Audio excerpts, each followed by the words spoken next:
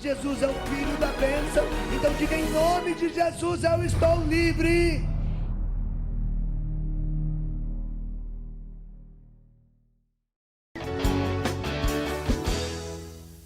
Filhos e filhas, a palavra de Deus é muito clara. Nas tempestades da vida, nunca devemos desanimar. Quando temos Jesus conosco, quanto mais batalha, mais milagre. Quanto maior as batalhas, maior o milagre. Nós só não podemos desistir, recuar, porque o próprio Deus, o mesmo que disse: as portas do inferno não prevalecerão contra ti, é o mesmo Deus que diz: aquele que põe a mão no arado e volta a olhar para trás, não herdará o reino dos céus. Não recue. Os teus adversários estão com os dias, horas e minutos contados, e os mesmos dias, horas e minutos estão para chegar à plenitude da glória de Deus sobre você e sua família. Então não recue. Quando a tempestade chegar, lembre, é hora de aumentar os celeiros, é hora de acreditar, é hora de louvar, é hora de jubilar, porque o milagre de Deus vai se realizar. Mas se eu desistir, se eu perder a fé, se eu desanimar, diz a carta aos Hebreus, o Senhor não mais se contentará comigo. Se eu murmurar, se eu ser vítima, se eu achar que tudo está perdido, o Senhor não poderá fazer as suas promessas serem executadas. Não porque Ele não quer, não porque Ele não pode, não porque Ele desistiu de você, mas porque você e eu desistimos dele. Porque eu e você paramos de acreditar. Porque eu e você começamos a acreditar que o mal é maior que o bem. Que o meu pecado é maior que a misericórdia do Senhor. É impossível. Porque Jesus diz a Santa Faustina que não há pecador, por mais miserável que seja, e não há pecado no mundo, por maior que seja, que a sua misericórdia não possa dissolver, que a sua misericórdia não possa alcançar. Então você só não pode fazer as pazes com o pecado. Você só não pode parar de confiar. Tem que continuar. Tem que acreditar. Tem que ir em frente. Eu quero contar 2 testemunhos antes de pregar para você do que eu tenho vivido nos últimos dias. Eu tinha tudo hoje para estar numa cama, lamentando. Eu não me lembro na minha vida ter passado um ano de tantas batalhas, de tantas perdas, de tantos combates, de tantas humilhações, como foi o ano de 2023. Mas eu posso dizer para você, foi o melhor ano da minha vida. E eu só estou aqui com vocês por causa de tudo o que eu passei. E digo mais, se eu não tivesse passado tudo o que eu passei, e que eu vou contar, talvez hoje vocês seriam um carnal ou um infernal falando para vocês. Mas passando o que eu passei, eu posso dizer, vocês têm um profeta, vocês têm um homem de Deus, você tem alguém que acredita no céu. Não por meus merecimentos, mas pela misericórdia de Deus, pela luz de Deus, pela palavra de Deus. E eu não sou diferente. A matéria a qual eu fui feita é a mesma matéria que você foi feito. Então, se Deus mostra para mim na dor, se Deus mostra para mim na batalha, se Deus mostra para mim nos afrontes do demônio, que eu posso vencer, Ele faz o mesmo com você. E se você não está sentindo, é porque você parou de acreditar. É porque você começou a somatizar o medo, a somatizar a tristeza, a somatizar a catástrofe. É porque você tirou os olhos de Deus e começou a olhar para tudo que o demônio ou as pessoas más estão fazendo ao teu redor.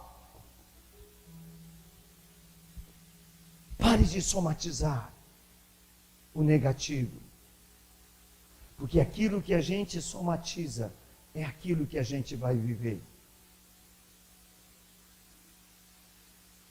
Nunca será diferente. Se você somatizar a desgraça, se você somatizar a catástrofe, se você somatizar a miséria, se você somatizar a lamúria, a murmuração, é isso que a tua vida vai virar. É isso que vai acontecer contigo, é isso que vai acontecer ao teu redor. Mas se você permanecer no louvor, permanecer na vida sacramental, permanecer na palavra de Deus, permanecer nas práticas espirituais, nos ofícios das leituras, na Lexio Divina, na Eucaristia, o demônio fugirá e você será a glória de Deus no mundo, contrariando a qualquer diagnóstico.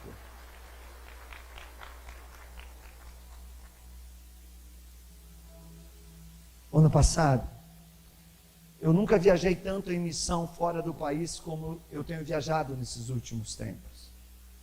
E são missões, às vezes, que humanamente são quase impossíveis de serem enfrentadas. Uma delas, eu estava há 42 dias fora do país. Jerusalém, Itália, África, Oceania. E no meio dessa batalha, minha mãe foi parar no hospital. Ficou entre a vida e a morte. E eu não podia nem ligar para minha mãe, porque se eu ligasse, eu acho que eu matava ela de vez. Se eu falasse para ela que eu ficaria 42 dias fora, ela diria para mim: filho, eu não vou poder te esperar, eu vou morrer. E eu ia pegar o primeiro voo, ia recuar da missão e voltar. Então eu só rezava, eu só confiava, eu chorava nos meus escuros, nas minhas noites, dizendo: Deus, espera se for possível, se não for, faz a tua vontade, mas manda alguém que pode solucionar o problema da minha mãe. E quando faltava 3 dias para me voltar para casa, voltando de Salerno para Roma, a minha mãe estava em casa. Era no domingo, 3 horas da tarde, aqui no Brasil, na Itália, 8 horas da noite. Eu liguei para falar com a mamãe, quem atendeu foi o meu pai. Eu disse: papai, deixa eu falar com a mamãe. E papai firme, bem de saúde. Ele: sim, filho, pode falar. Eu comecei a falar com a mãe e ela disse assim: seu bandido, eu fiquei no hospital todo esse tempo, você não me ligou. E se eu tivesse morrido? Eu falei: mamãe, eu não liguei porque a senhora dizia volta, que eu por amor iria voltar. Mas eu sabia que se eu continuasse no caminho do Senhor, a sua vida Ele iria restaurar. E ela falou: que bom que você não ligou, filho, porque era bem isso que eu ia dizer para você. E se você não voltasse, viva ou morta, eu ia te dar uma chinelada no traseiro para você aprender a ser gente. Aquela conversa de mãe e filho, que é uma benção. E aí eu vi que ela estava feliz, que ela estava bem, e eu comecei a louvar o Senhor. E quando eu me despedi dela, eu escutei meu pai dizer assim: eu quero falar com ele.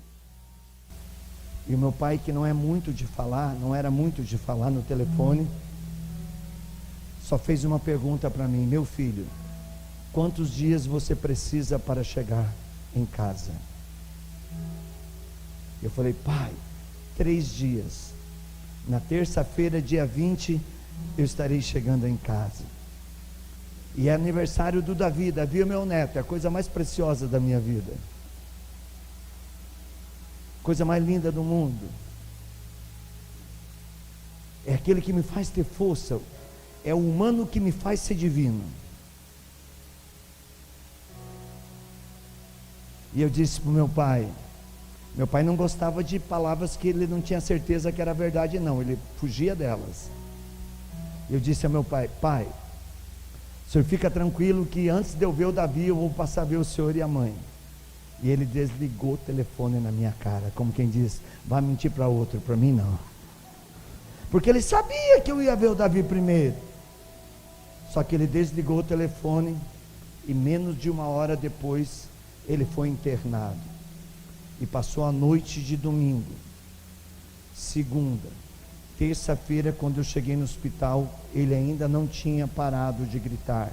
Do nada, ele começou a gritar dia e noite, que não tinha remédio, que os médicos não encontravam um diagnóstico. Então, dessa vez sim, quando eu cheguei, veja como as palavras têm poder. Quando eu cheguei, eu fui direto para o hospital para ver meu pai, porque os médicos não sabiam mais o que fazer com ele. E eu cheguei, quando eu entrei no quarto para falar com meu pai, ele gritando, ele me viu, ele falou, o que eu fiz, meu filho? Pede para Deus, eu não aguento mais, eu não tenho força. Nunca vi meu pai chorar, meu pai chorava, gritando, e eu não queria chorar perto do meu pai. Comecei a orar por ele, e ele se bateu tanto, que ele tirou aquele negócio que deixa no braço para colocar o medicamento, a sede, arrancou, e eu apertei a campainha, porque fiquei com medo de acontecer alguma coisa pior com meu pai, e as enfermeiras vieram, e enquanto elas estão consertando, ele tinha se batido demais, eu fui para o corredor para chorar. Eu não queria chorar perto do meu pai. E quando eu fui para o corredor para chorar, eu estou ali chorando, mas eu chorava de soluçar. Veio uma senhora, me abraçou e dizia, glória a Deus, há mais de 3 anos eu procurava você nessa cidade, mas você não para, você vive viajando em missão, e eu tenho um testemunho para te contar. E eu quase que dizia para ela, sai daqui, deixa eu chorar. E ela, olha, você tem que ouvir. E ela apontou para a UTI, que era no final do corredor, e disse, há 3 anos atrás eu estava podre de câncer, desenganada pela medicina, nessa UTI em coma, e a minha família pediu para você orar, e você veio 3 horas da manhã, porque era o único horário que você tinha antes da viagem missionária que você ia fazer, e você entrou, segundo a minha família, 3 horas da manhã, porque eles ficaram de vigília no hospital esperando para ver se você vinha, porque eles não acreditavam que você viria, e você veio às 3 horas da manhã. Eu não me lembro porque eu estava sedado, e você orou por mim. 3 dias depois eu estava no quarto, menos de uma semana eu estava em casa, sem nenhuma célula cancerígena no meu corpo, totalmente curada. E quando ela terminou de contar isso, eu fechei os meus olhos e disse, Jesus, agora eu te peguei, agora você vai se ver comigo, Jesus, como é que fica o meu pai?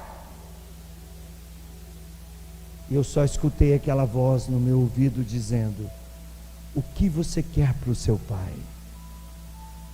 A tua vontade ou a minha vontade?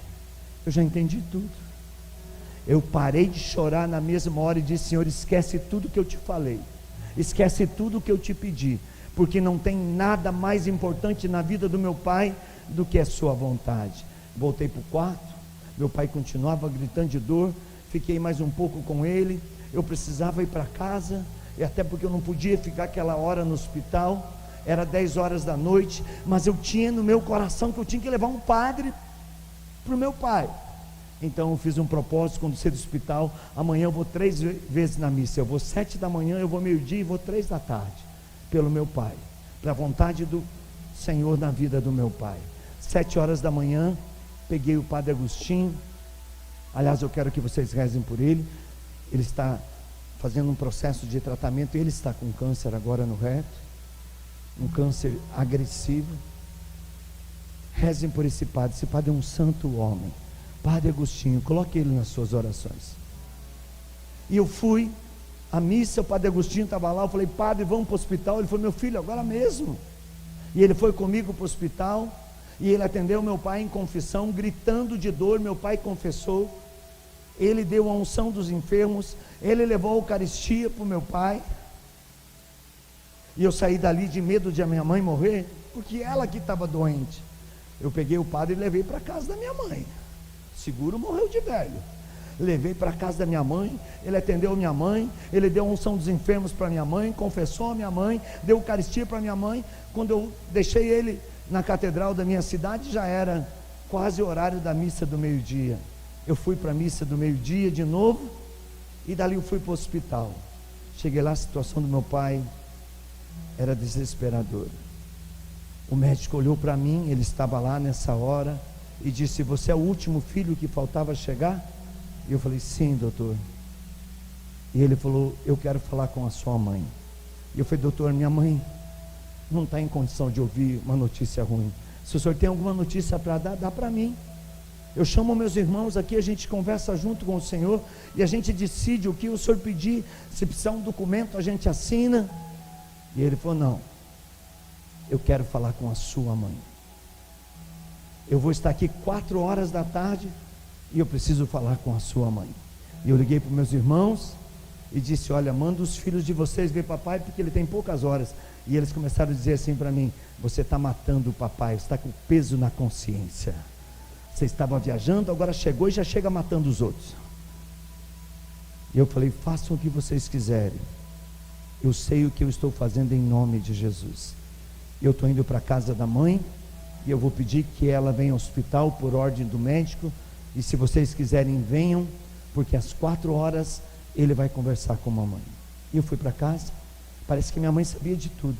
Ela estava prontinha, falou: filho, que bom que você chegou, você vai me levar para o hospital? Eu falei assim: vou, mamãe. O médico quer falar com a senhora, só que eu prometi para Deus que eu ia na missa, e a missa é daqui a pouquinho, às 3 horas, então eu não vou ter tempo de levar a senhora e ficar com a senhora lá. Então o meu sobrinho vai levar a senhora, o Joãozinho vai levar a senhora. Ela ama o Joãozinho. O Joãozinho é filho do meu irmão, que foi recolhido, mais novo do que eu, durante a pandemia. Está no céu. É o filho mais novo da minha mãe. Então ela se apegou nesse neto de uma maneira assim impressionante. E ele é muito carinhoso com ela. E eu fui para a missa. Terminou a missa, eu fui para o hospital.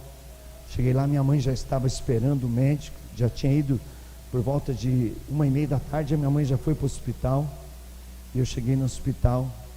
O médico chegou em seguida. Levou a minha mãe para o corredor. Meu pai ainda continuava gritando muito de dor. E perguntou assim para minha mãe: dona Ladires, há quantos anos a senhora mora junto com o seu Ivo? E ela disse: 63 anos de amor. Nós estamos casados há 63 anos, e eu só fiquei longe dele quando eu vim para o hospital, e ele só ficou longe de mim quando eu estava no hospital ou quando ele veio para o hospital. Porque o papai não gostava de ficar com ninguém no hospital, mas quando ele ia para o hospital, a mãe ia ficar com ele lá. Quando ela ia, ele ficava em casa, ele não ia lá não. Ele tinha medo de ver o amor da vida dele perecer, sofrer. Então ele ficava em casa. E aí o doutor falou assim, com os olhos cheios de lágrima: olha, dona Ladires, a gente não tem diagnóstico para o seu Ivo, e nos resta 3 coisas e nenhuma delas é possível. A primeira é fazer uma colondoscopia para descobrir qual é o motivo que o intestino e os rins deles parou e que ele grita dia e noite de dor, que não tem remédio para aliviar. Mas a gente não pode fazer esse procedimento, porque o processo de sedação vai matá-lo. Nós temos uma segunda chance. A segunda chance é colocá-lo numa UTI e sedá-lo. Mas nenhum médico vai fazer isso, porque ao sedar o seu Ivo, ele vai vegetar, a gente não sabe por quanto tempo, e nunca mais vai acordar.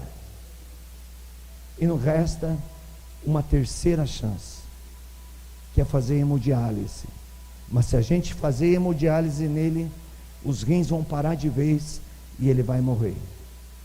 E a minha mãe, de 86 anos, que viveu na roça a vida inteira, parecia uma doutora, olhou dentro dos olhos do médico, que já chorava, e disse a ele: doutor, o senhor tem alguma coisa além de morfina para dar para o meu amor, para que ele descanse sem dor? Minha mãe não sabe o que é morfina. Certamente alguém da família, um dos filhos, nesses 3 dias, disse: vamos pedir ao médico que dê morfina para aliviar a dor. Minha mãe não sabe o que é morfina, não sabe o que ela causa. E eu imediatamente disse: mamãe, a senhora tem certeza do que a senhora está pedindo?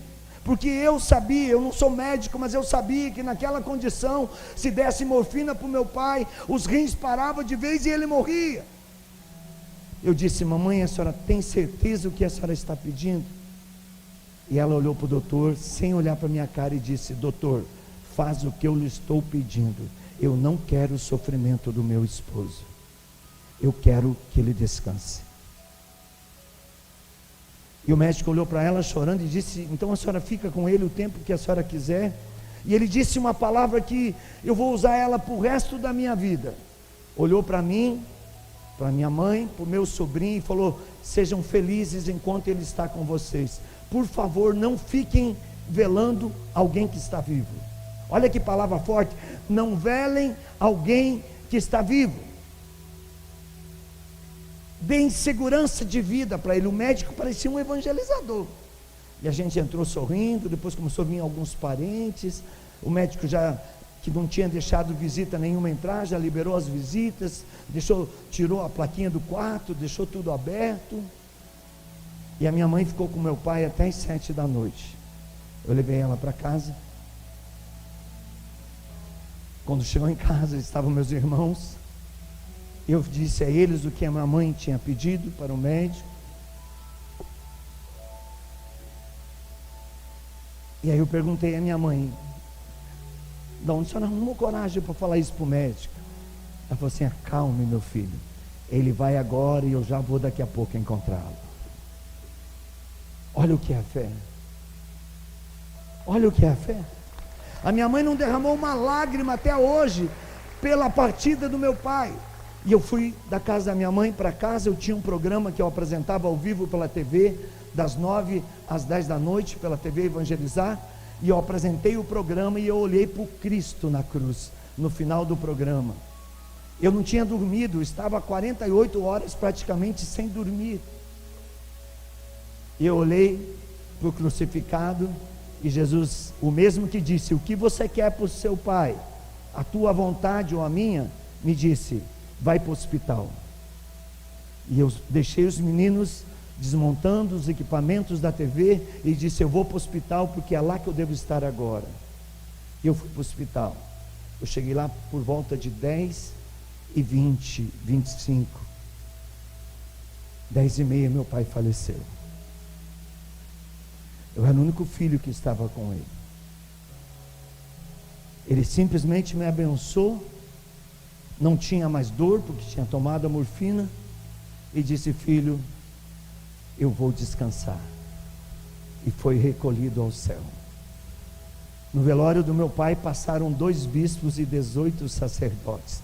Não foi um velório, foi um retiro. Toda hora pregação, toda hora oração, toda hora o terço, toda hora o canto. O Marcelo chegou a fazer calo nos dedos, porque cantou de manhã até a hora do velório, não parou um minuto. E os padres que foram lá, os bispos que foram lá, não foram porque eu sou missionário, foram por causa da vida simples do meu pai, mas que rezava o terço todo dia, e que ia à missa todo dia, e que sempre estava unido às necessidades das comunidades, mesmo sendo da roça, doando um porquinho, uma madeira que precisava para fazer alguma coisa. E ele tinha amizade com todos os padres. Na casa de papai e mamãe vivia cheio de padres.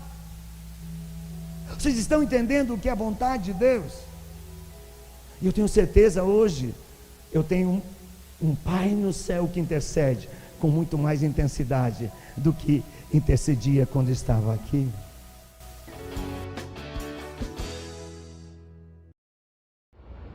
O que seria de nós se não fosse a misericórdia? Ela é a última tábua de salvação.